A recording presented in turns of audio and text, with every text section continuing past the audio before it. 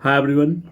As you all know कि हम साथ में भारतीय न्याय संहिता 2023 को डिस्कस कर रहे हैं with the help of research oriented notes, जो कि ये रहा। तो देखो, इसमें हमने अब तक अपना इंट्रोडक्टरी पार्ट कवर कर लिया है। तो आज से हम चैप्टर 1 स्टार्ट करेंगे। तो चलो स्टार्ट करते हैं। तो देखो, भारतीय न्याय संहिता जो कि एक्ट 45 है ऑफ 2023, और हमने इसमें जाना था कि हमें कौन कौन से चैप्टर्स को for examination point of view पढ़ना है। तो देखो, हमने ये पॉइंट आउट ऑलरेडी कर रखा है कि ये सारे वो चैप्टर्स होंगे जिसको हम अच्छे से कवर करेंगे, है ना, through out this Bharatiya Nyaya संहिता 2023। तो आज हम जो चैप्टर स्टार्ट करने वाले हैं वो हमारा चैप्टर 1 प्रिलिमिनरी है ना। तो देखो, चलो स्टार्ट करते हैं प्रिलिमिनरी चैप्टर। तो जो टर्म प्रिलिमिनरी है उसका मतलब क्या है? प्रिलिमिनरी मतलब कि प्रारंभिक, है ना, शुरुआती। तो जो सबसे शुरुआती चैप्टर है हम उसको देखते हैं भारतीय न्याय संहिता का। तो देखो, इंट्रोडक्शन पार्ट हमने ऑलरेडी फिनिश कर लिया है। तो आज हमारा जो होगा वो प्रिलिमिनरी, जो कि आपका चैप्टर 1 है ना। अब भारतीय न्याय संहिता 2023। तो देखो, मैंने ऑलरेडी बता रखा है कि मैं chapter by chapter bear acts को डिकोड करने लगा हूँ। तो इससे जो हमारा जो लैंग्वेज है बेयर एक्ट का वो आसान हो जाएगा, है ना। तो चलो हम दोनों को देखो यार, इसमें है ये बात। देखो, सबसे पहले मैंने यहाँ पे मेंशन कर रखा है कि इस नोट्स में ओनली दो sections provisions are mentioned which seems complicated while understanding this Bharatiya Nyaya संहिता 2023, है ना। मतलब इस नोट्स में बस वही सेक्शंस, वही प्रोविजंस है जो इसमें समझना कॉम्प्लिकेटेड है, ठीक है। अगर वो आसान होगा तो हम इसको एज इट इज़ इसी से पढ़ेंगे, अदरवाइज हम अपने नोट्स से पढ़ेंगे, ठीक है। तो देखो, प्रिलिमिनरी जो आपका चैप्टर 1 है, प्रिलिमिनरी का पहले मतलब क्या होता है? प्रारंभिक, है ना, प्रारंभिक। बेसिकली आपका जो चैप्टर 1 है उसमें 3 सेक्शंस, चैप्टर 1 में देर आर 3 सेक्शंस, है ना। सेक्शन 1 से लेकर सेक्शन 3 तक आपका चैप्टर है, ठीक है। और चैप्टर 1 आपको बताता है कि बेसिकली बताता है कि देखो, short title commencement and application क्या है इस बेयर एक्ट का, ठीक है। दूसरा, डेफिनेशन क्लास। डेफिनेशन क्लास जो है कि एक कॉन्सेप्ट देता है जो कि बताता है कि कौन सा टर्म किन लोगों के लिए यूज होगा, है ना। तो हम इसको कवर करेंगे। और जो सेक्शन 3 है वो जनरल एक्सप्लेनेशन है। जनरल एक्सप्लेनेशन मतलब वो ये बताएगा कि हम through out this bare act किस चीज़ को कैसे एक्सप्लेन करेंगे, है ना। तो चैप्टर 1 बहुत ही आसान है और उसके लेकिन कॉन्सेप्ट जो है वो समझना बहुत ही इंपॉर्टेंट है। तो चलो स्टार्ट करते हैं भारतीय न्याय संहिता 2023। तो देखो, जैसा कि हमें पता है कि इसको डेट ऑफ प्रेसिडेंट कब मिली थी? 25 दिसंबर 2023, है ना। और कमेंसमेंट डेट कब है? 1 जुलाई 2024, ठीक है। तो देखो, जैसे कॉन्स्टिट्यूशन का प्रियम्बल होता है वैसे ही सभी एक्ट का अपना प्रियम्बल होता है। सभी एक्ट का अपना प्रियम्बल होता है, ठीक है। प्रियम्बल कहता क्या है? प्रियम्बल मीन्स क्या होता है? प्रियम्बल मीन्स होता है इंट्रोडक्टरी पार्ट, है ना। इंट्रोडक्टरी पार्ट ऑफ समथिंग, है ना, ऑफ समथिंग, या फिर प्रीफेस टू समथिंग। मतलब कि प्रस्तावना दे देता है आपको कि आपको इस चैप्टर को किस किस अकॉर्डिंग पढ़ना है, या फिर आपको एक पर्पज मिल जाता है कि हमें पढ़ना कैसे है, ठीक है। That's why preamble is important, तो ठीक है। तो जो भारतीय न्याय संहिता का जो प्रियम्बल है, अभी जो उसका करेंट फॉर्म है उसमें उसको कैसे पढ़ा जाता है? देखो, भारतीय न्याय संहिता क्या है? भारतीय न्याय संहिता जो है वो एक एक्ट है जो कंसोलिडेट करता है, एकत्रित करता है और एमेंड करता है provisions relating to offences and for matters connected therewith or incidental thereto, है ना। प्रियम्बल क्या कहता है? बेसिकली प्रियम्बल क्या कहता है कि जो भारतीय न्याय संहिता है आपका, ये एक ऐसा बुक है जो एक्ट को कंसोलिडेट करता है, इकट्ठा करता है और एमेंड करता है प्रोविजंस को जो कि ऑफेंसेस लाइक अपराध या फिर अपराध से जुड़े मैटर्स से जुड़े हुए चीज़ों को बताता है, ठीक है। अब देखो जो भारतीय न्याय संहिता है वो कब इनेक्ट हुआ था, enacted by the parliament in 74th year of Republic of India, है ना, जो कि 2023 में था, ठीक है। 2023 में आपका 74th year of Republic of India था, ठीक है। अब हम प्रिलिमिनरी को स्टार्ट करते हैं। तो देखो प्रिलिमिनरी में सेक्शन 1 क्या है आपका, short title, commencement and application. तो सेक्शन 1 में देयर आर 6 क्लॉजेस जिसको हम 1 by 1 देखेंगे। तो देखो यार मैंने पहले ही कहा था कि बस वही सेक्शन और प्रोविज़न यहाँ पे मेंशन्ड है जो कि आपके इस बुक में समझने में जो इस बुक में समझने में आसानी से समझ में आ जाए वो चीज़ें यहाँ पे मेंशन नहीं है। जो कॉम्प्लिकेटेड पार्ट है वही मेंशन है यहाँ पे, ठीक है। तो जो चलो हम देखते हैं बुक से सीधा, क्योंकि बुक जो होता है वो अल्टीमेट सोर्स होता है ना, क्योंकि इससे ज़्यादा ट्रूथ तो कहीं मिलने ऑथेंटिक इन्फॉर्मेशन कहीं से मिलेगी नहीं। तो देखो चैप्टर 1 है आपका प्रिलिमिनरी जिसमें दे रखा है short title, commencement and application. Chapter 1 का जो क्लॉज 1 है, सेक्शन 1 का जो क्लॉज 1 है वो क्या कहता है बेसिकली, दिस एक्ट में be called the Bharatiya Nyaya संहिता 2023, है ना। मतलब कि ये जो इंटायर एक्ट है, ये जो इंटायर बेयर एक्ट है, ये एक एक्ट है ना, ये क्या है, एक एक्ट है। सेक्शन 1 का क्लॉज 1 सीधा बता रहा है कि ये एक एक्ट है, ठीक है। ये जो बेयर एक्ट एक एक्ट है, ठीक है, ये बता रहा है, ठीक है। This act may be called the Bharatiya Nyaya संहिता 2023। मतलब ये जो पूरा एक्ट है इसको हम क्या कहेंगे, भारतीय न्याय संहिता 2023। ये किस क्लॉज में कहा गया है, सेक्शन 1 क्लॉज 1 में, ठीक है। नाउ देखो यार इम्पॉर्टेंट ये है कि इसको दिमाग में घुसाना है, याद करना है, ठीक है। तो सेक्शन 1 में ये जानो कि सेक्शन 1 में 6 क्लाजेस है, 1 2 3 4 5 6, ठीक है। तो सेक्शन 1 का क्लॉज 2 क्या कहता है, सेक्शन 1 का क्लॉज 2 ये कहता है कि ये जो भारतीय न्याय संहिता है ना, ये जो अब ये एक्ट के बारे में बात हो रही है यहाँ पे, it shall come into force on such date as the central government may by notification in the official gazette appoint, and different dates may be appointed for different provisions of this Sanhita, ठीक है। तो इसका क्या मतलब है, let me have pen and paper. तो देखो ये कहता है कि ये जो एक्ट है ना, हमने सेक्शन 1 का क्लॉज 1 देखा, इसमें क्या बोला कि जो ये पूरा एक्ट है उसे क्या कहा जाएगा, भारतीय न्याय संहिता 2023। और सेक्शन 1 का क्लॉज 2 कहता है कि ये जो एक्ट है वो उस डेट को फोर्स में आएगा मतलब लागू होगा, है ना। वो उस डेट को फोर्स में आएगा जब सेंट्रल गवर्नमेंट मतलब अमित शाह जी, है ना, may by notification in the official gazette appoint and different dates may be appointed for different provisions of this Sanhita, ठीक है। दैट मीन्स कि आपका जो एक्ट है, ठीक है, सेक्शन 1 क्लॉज 2 के अकॉर्डिंग, तो आपका ये जो एक्ट है वो 25 दिसंबर 2023 को 2023 में इसको प्रेसिडेंट की एसेंट मिल गई थी। मतलब ये जो एक्ट है ये पहले ही आ गया था, है ना, इनैक्ट हो गया था 2023 में ही, ठीक है, इनैक्ट हो गया था। ये जो एक्ट है वो कब ये जो एक्ट है वो 2023 का है ना, तो ये 2023 में आ गया था, ठीक है।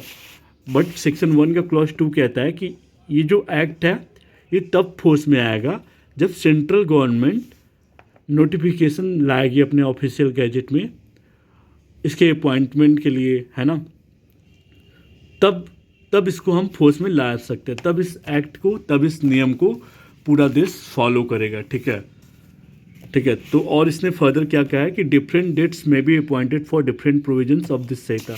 फर्दर क्या कहा गया है कि ये जो एक्ट है उसमें जो डिफरेंट मतलब हो सकता है कि कुछ प्रोविजंस ऐसे हैं जो as per the society suit ना कर रहे हों, ठीक है, तो उसके लिए डिफरेंट डेट्स होगा और उसका रिजोल्यूशन होगा, जब वो सही लगेगा तो उसको सोसाइटी में ला दिया जाएगा, ठीक है।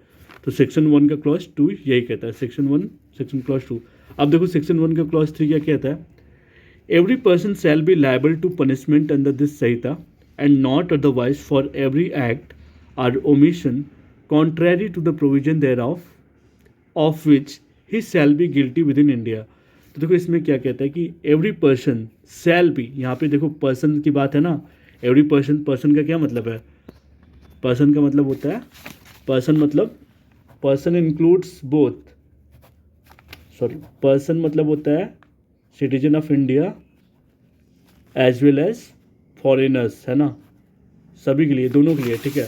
बट अगर बस सिटीजन होता तो बस भारतीयों पे लागू होता, ठीक है। तो every person shall be liable to punishment under this Sanhita and not otherwise for every act or omission contrary to the provision there of which he shall be guilty within India.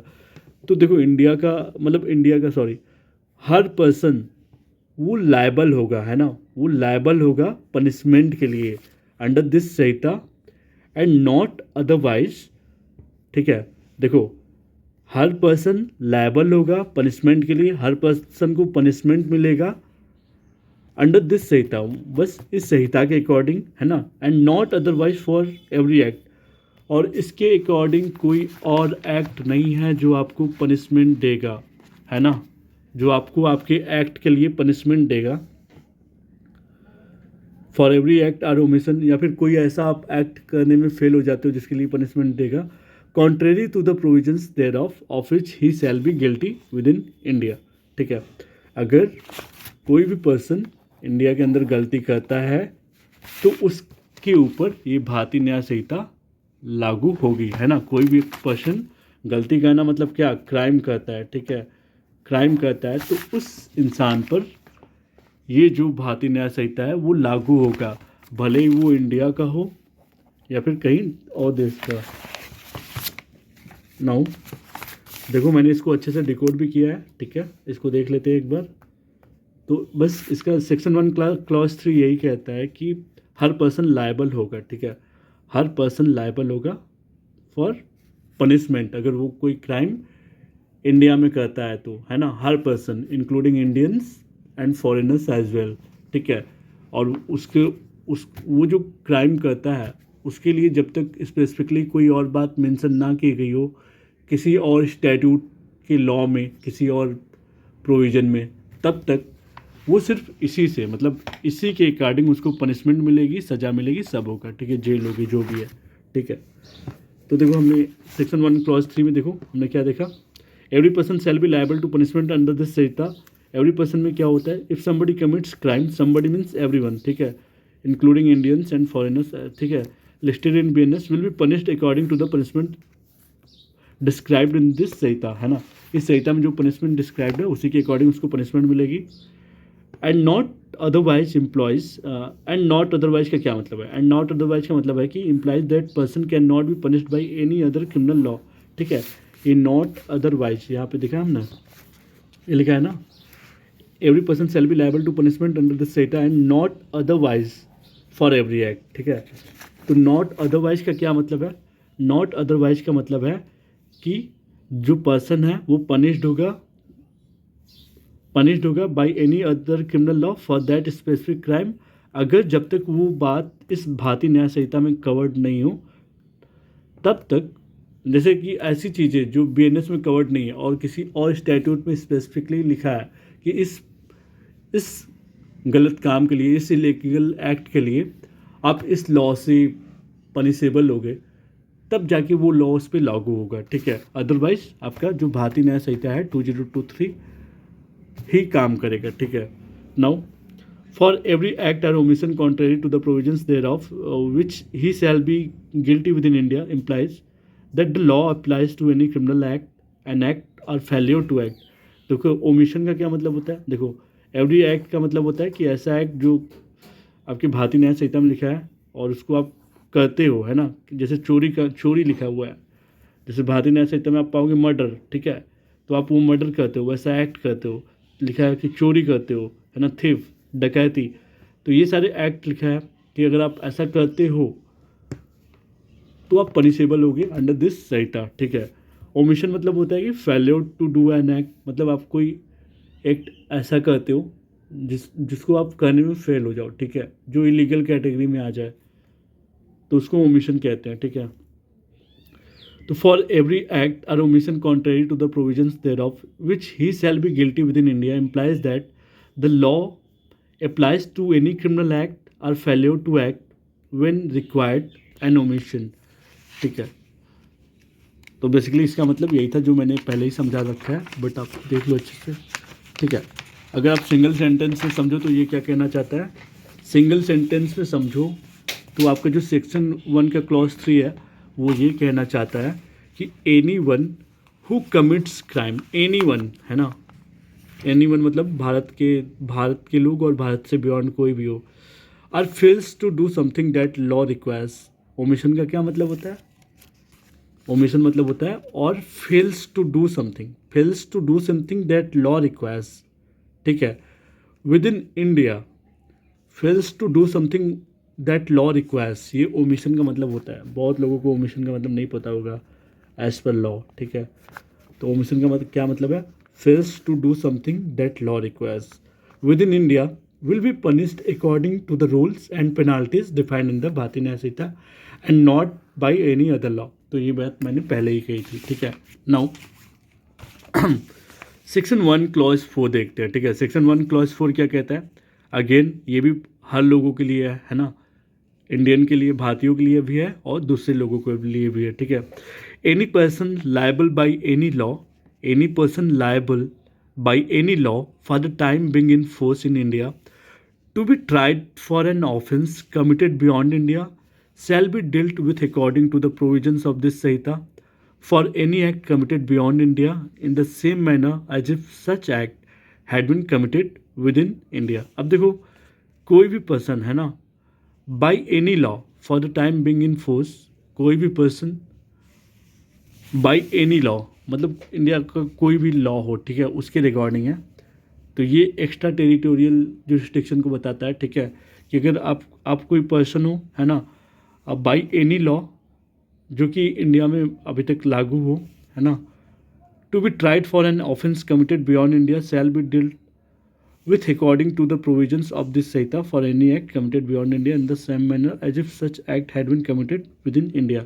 ठीक है, अब देखो अगर आप कोई भी person अगर कोई ऐसा काम करता है, ठीक है, ऐसा लॉ करता है, सॉरी ऐसा एक्ट करता है जो कि क्रिमिनल एक्टिविटी में आ जाए, ठीक है, तो वो एज पर वो चाहे अगर वो इंडिया में आ जाता है, ठीक है, सॉरी एक बार यहाँ पे देखो, it's an important class regarding the extra territorial application of law. This class essentially extends the reach of Bharati Nyaya Samhita beyond the territory of India for certain individuals, foundation for the extra territorial jurisdiction। तो देखो जो आपका section 1 clause 4 है वो basically एक foundation है for extra territorial jurisdiction की, है ना। तो ये क्या बताता है, ये एक इम्पॉर्टेंट क्लॉज है। सेक्शन 1 क्लॉज 4 एक इम्पॉर्टेंट क्लॉज है regarding extra territorial application of the law, है ना। मतलब ये नहीं है कि जो भारतीय न्याय संहिता ये नहीं कहता कि अगर मैंने ये लॉ बनाया है तो ये इंडिया में ही वर्क करेगा, मतलब ये इंडिया में ही वर्क करता है, बट अगर कोई पर्सन इंडिया का है, अगर वो कोई क्राइम करता है बियॉन्ड इंडिया भी और वो अपनी कंट्री में आता है तो उसको उसको ला के भारतीय न्याय संहिता के तहत उसको पनिशमेंट मिलेगी, उसको दंड मिलेगी। ठीक है, तो ये जो सेक्शन 1 क्लॉज 4 है वो यही कहता है। ठीक है, तो इसको एक बार अच्छे से फिर से डिकोड कर लेते हैं। तो कोई भी पर्सन है ना, जो लायबल फॉर व्हाट, लायबल मतलब वो लायबल है फॉर क्रिमिनल लायबिलिटी। ठीक है, by any law for the time being in force in India. देखो कोई भी पर्सन इंडिया का हो या वो इंडिया का हो या इंडिया के बाहर का हो, ठीक है, वो लायबल है किसी क्रिमिनल एक्टिविटी के लिए by any law for time being in force in India, by any law जो ऐसे किसी भी लॉ जो इंडिया में लागू था, ठीक है, to be tried for an offence committed beyond India, तो भी और वो जो पर्सन है वो कमिट करता है कोई ऑफेंस बियॉन्ड इंडिया, है ना, तो भी उसको डील किया जाएगा according to the provision of this Sanhita for any act committed beyond India in the same manner as if such act had been committed within India. ठीक है, अब जैसे आप किसी और देश में मर्डर कर देते हो, किसी और आप यहाँ पे हो, यहाँ के रहने वाले हो, यहाँ पे रह के आप मर्डर करके कहीं और चले जाते हो, ठीक है, या फिर वहाँ पे भी जाके आप मर्डर करते हो, तो फिर आप जब वापस आओगे तो आपको इंडिया के जो लोग हैं ला कर पनिश करेंगे as the law written in this book, in this textbook, ठीक है। नाउ सेक्शन, तो आप लिटरली समझ गए होगे कि सेक्शन 1 क्लॉज 4 क्या कहता है ना। Section 1 clause 4 extra territorial jurisdiction के लिए है।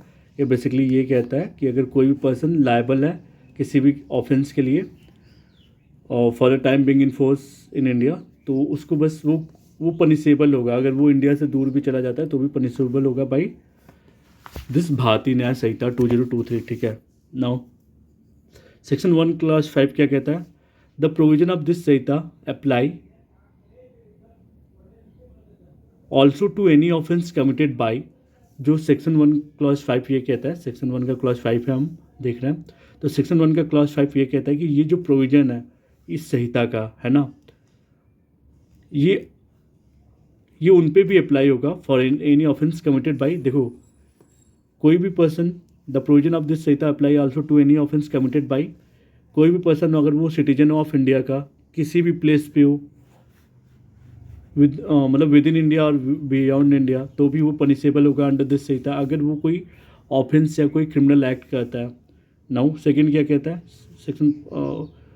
सेक्शन 1 का क्लॉज 5 का सब क्लॉज बी क्या कहता है, any person on any ship or aircraft registered in India wherever it may be, तो वो भी पनिशेबल होगा, है ना। कोई भी पर्सन है वो किसी शिप पे हो या फिर किसी एयरक्राफ्ट पे हो या फिर वो इंडिया में हो या फिर इंडिया के बाहर हो या फिर कहीं भी हो, वो अगर उस पर कोई क्रिमिनल एक्टिविटी करता है ना, कोई ऑफेंस करता है, तो वो पनिशेबल होगा बाय दिस भारतीय न्याय संहिता 2023, ठीक है। नाउ एनी, अब देखो सेक्शन 1 का क्लॉज 5 का सब क्लॉज सी देखते हैं, any person in any place without and beyond India committing offence targeting a computer resource located in India, तो देखो यार आप दुनिया में कहीं भी हो बेसिकली और आप इंडिया के कंप्यूटर रिसोर्स को टारगेट करते हो तो आप पनिशेबल होगे बाय दिस संहिता 2023, है ना।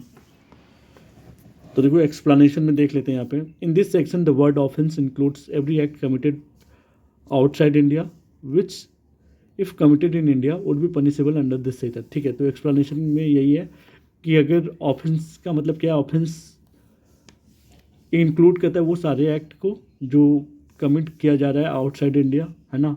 बट अगर वो इंडिया में भी उसको वैसे ही ट्रीट किया जाएगा जैसे इंडिया में कमिट करता है, ठीक है, तो वो पनिशेबल होगा अंडर दिस संहिता, ठीक है।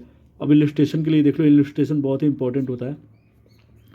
A who is a citizen of India commits a murder in any place without and beyond India he can be tried and convicted of murder in any place in India in which he may be found, ठीक है। तो आप समझे हो गए होगे यार, कोई एक भारत का मान लो इंसान है, ठीक है, वो कोई मर्डर करता है किसी भी प्लेस पे इंडिया में या फिर इंडिया के बाहर, तो वो उसको दोषी करार माना जाएगा मर्डर का, चाहे वो इंडिया में हो या फिर बाहर हो, ठीक है, कहीं भी पाया जाए। नाउ सेक्शन 1 का क्लॉज 6 क्या कहता है, सेक्शन 1 हमने देख रहा था, सेक्शन 1 का क्लॉज 6 कहता है, nothing in this Sanhita shall affect the provisions of any act for punishing mutiny and desertion of officers soldiers sailors or in the service of the Government of India or the provisions of any special और local law. तो basically ये जो section है वो ये बताता है कि ये जो भारतीय न्याय संहिता का ये जो प्रोविज़न है सेक्शन 1 क्लॉज 6 सेविंग क्लॉजेस है ना, इसको सेविंग क्लॉज भी कहा जाता है। तो ये जो क्लॉज है ये प्रोटेक्ट करता है स्पेसिफिक और एग्जिस्टिंग लॉ को, है ना, from being replaced or overruled by the new general criminal code BNS, ठीक है। तो ये इसके जो कंपोनेंट है इसको देखो, इसमें क्या लिखा है, nothing in this Sanhita shall affect the provisions of any act for punishing mutiny and desertion of officers soldiers or airmen. तो इसका मतलब क्या है कि जो भारतीय न्याय संहिता है 2023 वो चेंज नहीं हो सकता या फिर ओवरराइड नहीं किया जा सकता इसे, या फिर इसको जो मिलिट्री की लॉ है इससे इंटरफेयर नहीं कर सकते while dealing with severe disciplinary offences, है ना। जो भी ऑफेंसेस होगा वो भारतीय न्याय संहिता 2023 के अंडर में ही उसको एप्लीकेबल होगा, देखा जाएगा, ठीक है, लाइक म्यूटिनी एंड डिजर्शन चाहे जो भी हो, ठीक है। Or the provisions of any special law local law और एनी, तो इसका क्या मतलब है, जो इस सेक्शन 1 क्लॉज 6 का जो सेकेंड पार्ट है उसका मतलब है और any other special law covering a specific subject like drug control हो गया या कुछ भी हो गया, तो बस वो मतलब भारतीय न्याय संहिता ही अप्लीकेबल होगा और कोई और नहीं, ठीक है। नाउ द कोर प्रिंसिपल में देखो क्या कहता है। कोर प्रिंसिपल क्या है सेक्शन 1 क्लॉज 6 का। सेक्शन 1 क्लॉज 6 का जो कोर प्रिंसिपल है, देखो ये सब बुक में नहीं मेंशन है बट ये एडिशनल नॉलेज है। तो जो कोर प्रिंसिपल है वो क्या कहता है, the entire purpose of clause 6 is to uphold the legal maxim, special laws override general laws. The Bharatiya Nyaya संहिता, देखो इसका पर्पज क्या है क्लास 6 का, कि वो अपहोल्ड करे कि जो स्पेशल लॉज है वो ओवरराइड कर सकते हैं जनरल लॉज को, ठीक है। तो the Bharatiya Nyaya Samhita is general law, तो ये जो भारतीय न्याय संहिता है वो एक जनरल लॉ है, like a comprehensive law book. However it stands down with when a specific specialized law is designed to handle a particular subject matter. In short, class 6 जो है वो क्या इंश्योर करता है कि जो डिसिप्लिन ऑफ आर्म्ड फोर्सेस है and the unique procedure है and punishment of various specialised law remain intact even with the introduction of the new, ठीक है।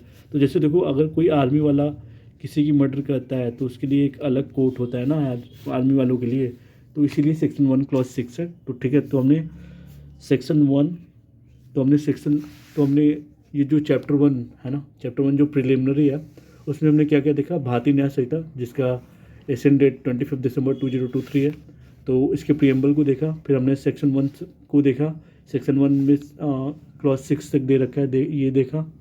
तो अब आगे हम सेक्शन 2 देखेंगे जो कि डेफिनेशन क्लॉज है, बहुत ही ज़्यादा इम्पॉर्टेंट है, तो इसको हम अच्छे से कॉन्सेप्ट वाइज क्लियर करेंगे। तो थैंक यू।